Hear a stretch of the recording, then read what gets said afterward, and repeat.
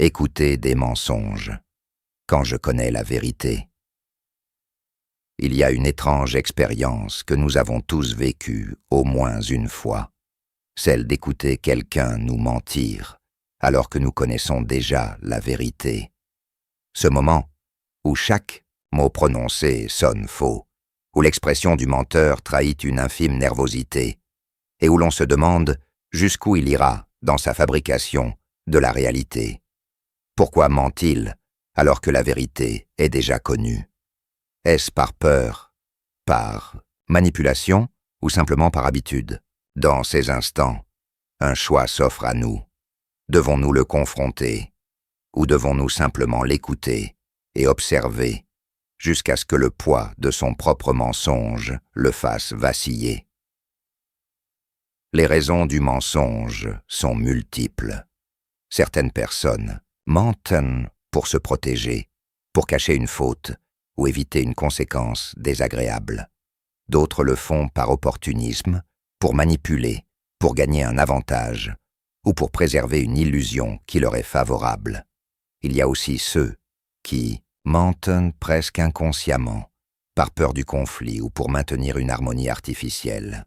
Mais lorsque nous connaissons déjà la vérité, ce n'est pas seulement le mensonge qui nous frappe, c'est la volonté qu'a l'autre de nous le faire avaler. On se demande alors, croit-il vraiment pouvoir nous tromper? Ou bien teste-t-il notre réaction? L'écoute d'un mensonge, alors que nous connaissons la vérité, est une épreuve de patience. Il y a une tentation naturelle d'interrompre le menteur, de lui révéler que nous savons, de mettre fin à la mascarade. Mais parfois, laisser le mensonge se dérouler jusqu'à son paroxysme permet d'observer l'étendue de la désinvolture du menteur. Va-t-il s'enfoncer dans des détails absurdes? Va-t-il se contredire? Plus il parle, plus il se perd. Et c'est souvent dans ces moments que l'on comprend qui il est vraiment. Car un mensonge n'est jamais seulement un simple détournement de la vérité, c'est aussi une démonstration de la perception qu'a l'autre de nous. Il nous pense assez naïfs pour le croire, ou assez dociles pour ne pas réagir.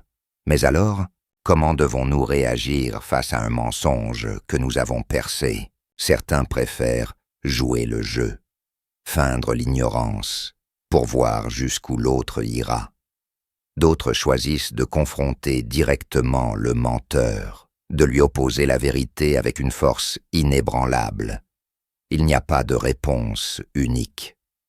Tout dépend de la situation, de l'importance du mensonge et de la relation que nous entretenons avec la personne.